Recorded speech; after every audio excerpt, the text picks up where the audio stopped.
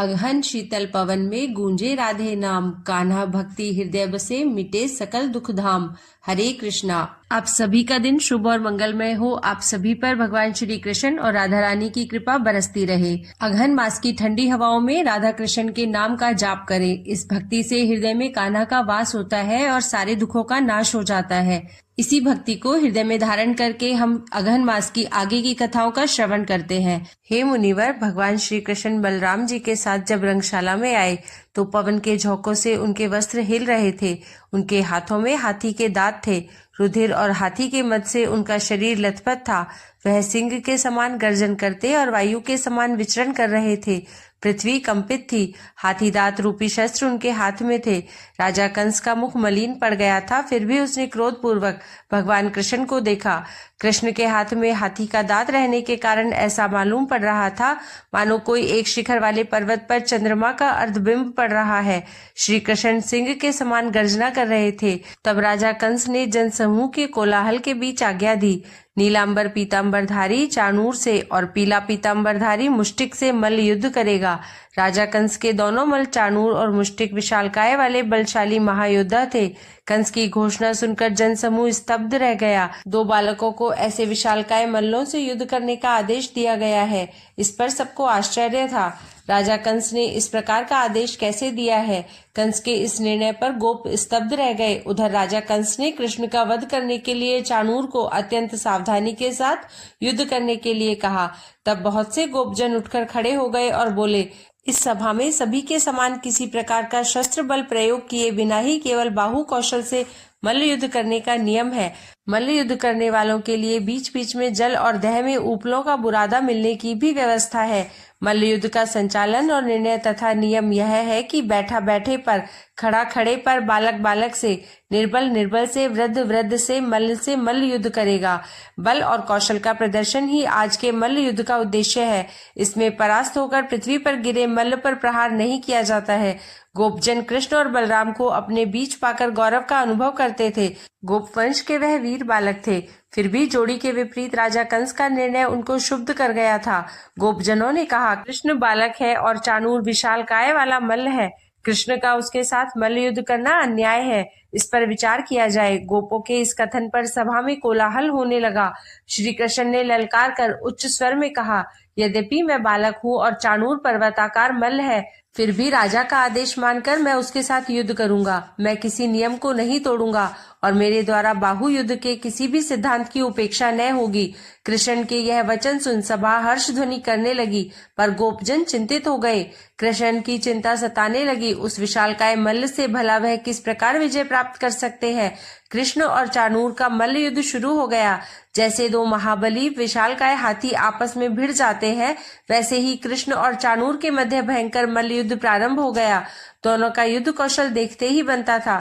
परस्पर बचाव और प्रहार करते हुए कभी कोई नीचे गिरता, कभी कोई मुक्का मारता, कभी छाती भिड़ाकर लड़ता, कभी पांवों के बीच जाकर फंस जाता, कभी कोई चित्कार कर उठता, कभी दोनों योद्धा परस्पर लिपट जाते, कभी एक दूसरे को दूर फेंक देते थे। इस मल्ल युद्ध में किसी प्रकार के शस्त्र का प्रयोग नहीं हो रहा था, फिर भी ताल ठोकने का नाद वज्रपात जैसा प्रतीत हो रहा था। दोनों का मल्ल कौशल देखने के लिए दर्शक उठ उठकर खड़े हो जाया करते थे। लोग उचक उचक कर देखते और उसके युद्ध बल की तारीफ कर रहे थे। युद्ध के बीच में अचानक कंस ने ढोल, नगाड़ा, ताशा वाद्यों को आगे बजाने से रोक दिया। यह मल्लों का उत्साह कम करने के लिए किया था। तब आकाश में सब और स्थित देवतागण दिव्य वाद्य बजाने लगे। मुनिवरों, स्वेच्छा अनुसार रूप धारण करने वाले देवतागण श्री कृष्ण की विजय की कामना करते हुए विचरण करने लगे। इसी समय सप्त ऋषियों ने भगवान कृष्ण से निवेदन किया, अब मल्ल रूपधारी दैत्य चाणूर का वह अंत कर डाले। तब भगवान श्री कृष्ण ने बहुत देर तक बाल क्रीड़ा करने के उपरांत अपना यथार्थ बल प्रकट कर चाणूर का बल क्षीण कर दिया। तब उस समय पृथ्वी कांप उठी। रंगशाला के सभी मंच कंपित होने लगे। कंस के मुकुट का एक मणि निकलकर पृथ्वी पर गिर पड़ा। हे मुनिवर, तब भगवान कृष्ण ने चाणूर को अपनी भुजाओं से नीचे की ओर झुकाकर उसको घुटनों के बीच दबा दिया। फिर उसके मस्तक पर भरपूर मुष्टि प्रहार किया। तब रुधिर और अश्रु से भरे उसके दोनों नेत्र बाहर निकल आए। चाणूर के प्राण उड़ गए और वहीं पर्वत के समान वह धराशायी हो गया। संपूर्ण गोप समाज हर्ष ध्वनि कर उठा। चाणूर के बाद कृष्ण तोशल से मल्ल युद्ध करने लगे। साथ ही बलराम मुष्टिक के साथ युद्ध कर रहे थे। दोनों मल्ल अत्यंत उत्साह प्रदर्शित कर रहे थे। वह ताल ठोक कर पैतरे बदल रहे थे। तभी भगवान कृष्ण ने उस दैत्याकार तोशल के पैर पकड़कर उसे 100 बार विद्युत वेग से घुमाकर जोर से पृथ्वी पर दे मारा। तोशल के मुख से रुधिर बहने लगा। बलराम मुष्टिक के साथ बराबर मल्ल युद्ध कर रहे थे। तभी कसकर घूसा मारकर उन्होंने मुष्टिक की खोपड़ी चूर चूर कर डाली। तब उसका मस्तिष्क बाहर निकल पड़ा, आंखें बाहर निकल आई, गर्दन एक और लुढ़क गई। धमाके के साथ वह पृथ्वी पर गिर पड़ा।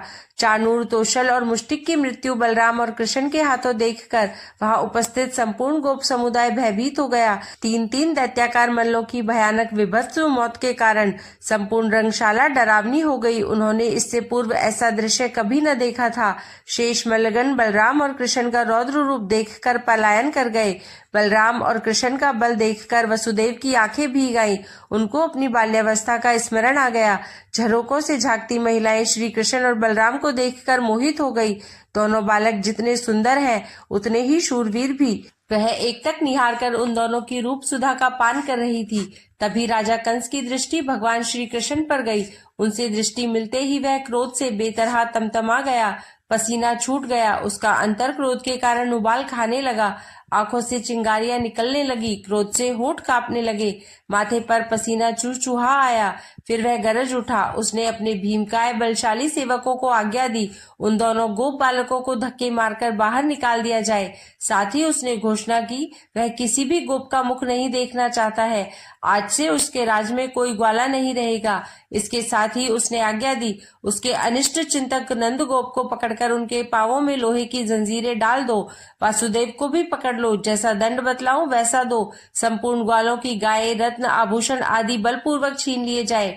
कंस यह आज्ञा दे रहा था कि भगवान कृष्ण ने घूमकर कंस की ओर देखा। कंस का यह आदेश सुनकर संपूर्ण गोप भयभीत हो गए। गोपराज नंद और वसुदेव का चेहरा मलिन पड़ गया। माता देवकी घबराकर रोने लगी। यह सब देखकर कृष्ण अत्यंत क्रोध से भर गए। तब वह कंस पर प्रहार करने को उद्यत हो गए। वायु वेग से वह उछलकर कंस के पास आ गए। भगवान कृष्ण को गोपजनों ने कंस के पास जाते नहीं देखा, पर जब वह कंस के पास पहुंच गए तो देखकर सब चौंक गए। उनको अपने निकट आया देखकर कंस एकदम घबरा गया। उसका मुख विवर्ण हो गया। इससे पूर्व कि वह संभल सके, मुनिवरों, भगवान कृष्ण ने कंस को केश पकड़कर खींच लिया। ऐसा करने से उसका मुकुट पृथ्वी पर गिर गया। वह चेष्टा रहित हो मरणासन्न दीर्घ निश्वास छोड़ने लगा। तब उसमें इतना साहस न था कि वह कृष्ण को देख सके। उसके कानों के कुंडल गिर गए, गले में पड़ा हार टूट गया और अन्य आभूषण भी बिखर गए। उसकी दोनों भुजाएं ढीली पड़ गई। तब कृष्ण ने उसके गले में उत्तरीय डालकर उसे खींच लिया। पृथ्वी पर पटककर उसे घसीटने लगे। उसके घसीटने के कारण पृथ्वी में खाई के समान रेखा बन गई। मुनिवरों, तब भगवान कृष्ण ने कंस का वध कर दिया। बोलो द्वारकाधीश भगवान कृष्ण की जय। सारा नैमिषारण्य मुनियों द्वारा भगवान कृष्ण की जय से गूंज गया। शौनकादि मुनि सूत जी से भगवान कृष्ण की कथा सुनकर अत्यंत प्रसन्न थे। भगवान कृष्ण की लीला सुनकर उनके मन भगवत भक्ति से अति प्रसन्न हो गए। शौनक जी के अनुरोध पर सूत जी ने आगे कहना शुरू किया। पुत्र शोक से विहल राजा उग्रसेन लड़खड़ाते और दीर्घ निश्वास छोड़ते भगवान कृष्ण के पास गए। उस समय कृष्ण और गोपों ने कंस के शरीर को घेर रखा था। सभी उसकी मृत्यु पर पश्चाताप कर रहे थे। तब उग्रसेन ने भर्राए स्वर में कहा, हे वत्स, तुमने मेरे पुत्र को मारकर अपना क्रोध उतार लिया, असाधारण यश पाकर अपने को विख्यात कर लिया। समाज में तुम्हारी प्रतिष्ठा होगी, शत्रु तुमसे भयभीत होंगे, बंधुओं को तुम पर गर्व होगा, राजाओं को तुम्हारे पराक्रम का ज्ञान हो गया, प्रजा तुम्हारी बात मानेगी। कंस का राज्य अब आप संभाले, सबकी उचित व्यवस्था करें। यह सब कुछ आपका है। मैं आपसे केवल एक ही निवेदन करना चाहता हूँ कि कृपा पूर्वक आप कंस का औधर्व दैहिक संस्कार कर दे, तब मैं वनवास करूंगा। कंस को जलांजलि देकर मैं अपने ऋण से मुक्त हो जाना चाहता हूँ। आप कृपा कर इनकी व्यवस्था अवश्य कर दे। कंस के पिता उग्रसेन के यह वचन सुनकर भगवान श्री कृष्ण को बड़ा आश्चर्य हुआ। वह सांत्वनापूर्ण शब्दों में उग्रसेन से बोले, आपका कथन सर्वथा उपयुक्त है। आपका जन्म श्रेष्ठ देश में हुआ है। आप अत्यंत उदार है। आपकी वाणी मृदु है। आपकी इच्छानुसार परलोकगामी कंस को राज सम्मान मिलेगा। आप तो ज्ञानी है, आपके लिए रहस्य कुछ भी नहीं है, फिर भी आप विधान से अनजान क्यों है? हे राजन, संपूर्ण प्राणियों के पूर्व जन्मों का कर्म समयानुसार परिपक्व होता है। विद्वान, धनिक, दानवीर, रूप संपन्न, नीतिज्ञ, ब्रह्मवादी, लोकपाल, ब्रह्मवादी, इंद्र के समान महान पराक्रम करने वाले राजागण भी काल के चंगुल से निकल नहीं पाते हैं। सैकड़ों धर्मकर्ता, सर्वज्ञाता, प्रजा के पालन में तत्पर, युद्ध विशारद, उदार चेता भूपाल भी काल के हाथों पड़कर नष्ट हो गए। पापी पुण्यात्मा कोई भी हो, उसे अपने पापों का फल भोगना पड़ता है। हे राजन, काल की गति बलवान है। काल की इस गति को मैं भी नहीं जानता। अब मैं जो कहता हूँ वह आप करें। श्री कृष्ण जी के इन सांत्वनापूर्ण शब्दों को सुनकर उग्रसेन के मन में संतोष आया। तब भगवान कृष्ण बोले, हे राजन, मुझे राज्य की चिंता नहीं है। मैंने राज्य के लोभ में आकर कंस का वध नहीं किया है। मैंने तो लोक कल्याण के लिए कंस का नाश किया है। उसने स्वयं आपको बंदी बनाकर राजा का पद ग्रहण किया था। ऐसे अन्यायी कुमार्गी पुत्र से निपुत्र होना भला है।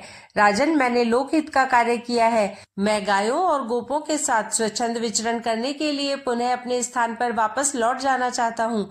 मैं बारंबार सौगंध खाकर कहता हूँ कि मैं कंस के स्थान पर राजा नहीं बनना चाहता हूँ। राजा उग्रसेन से कृष्ण ने अत्यंत विनम्रता पूर्वक कहा, आप मेरे कथनानुसार कार्य करें। आप यदुवंशियों में श्रेष्ठ और पूजनीय है। आप अपना राज सिंहासन स्वयं संभाले और आनंद पूर्वक चिरकाल तक राज करें। कृष्ण के यह वचन सुनकर उग्रसेन कुछ न बोले, वह मस्तक झुकाकर खड़े रह गए। तब भगवान कृष्ण ने उनका वहीं राज्याभिषेक कर दिया। हे मुनिवर, जिस प्रकार इंद्र की आज्ञा पर सभी देवतागण चलते हैं, उसी प्रकार कृष्ण की आज्ञा पर उग्रसेन संपूर्ण गोप समाज चलता था। रात्रि व्यतीत हो जाने पर प्रातःकाल का प्रकाश होने पर यादवों ने कंस का अंतिम संस्कार कर दिया। कंस और उसके भाई का शव पालकी में रखा और यमुना तट पर ले जाकर शास्त्रोक्त विधि से चिता बनाकर उसका दाह कर्म संस्कार कर दिया। फिर वृष्णि और अंधाक वंशीय सभी राजाओं ने मृतात्माओं को स्वर्ग की कामना के साथ जलांजलि दी। श्री कृष्ण ने 10 करोड़ स्वर्ण मुद्राएं, गौएं, रजत इत्यादि ग्राम भूमि ब्राह्मणों को दान दी। फिर सब उदास चित्त से वापस आ गए। कंस की मृत्यु पर भगवान कृष्ण के अनुरोध पर मथुरा नगरी में शोक प्रकट किया। इस प्रकार अघन मास की आज की कथा को हम यहीं विराम देते हैं और आपसे कल फिर मिलते हैं अघन मास के एक नए अध्याय के साथ। तब तक के लिए हरे कृष्णा।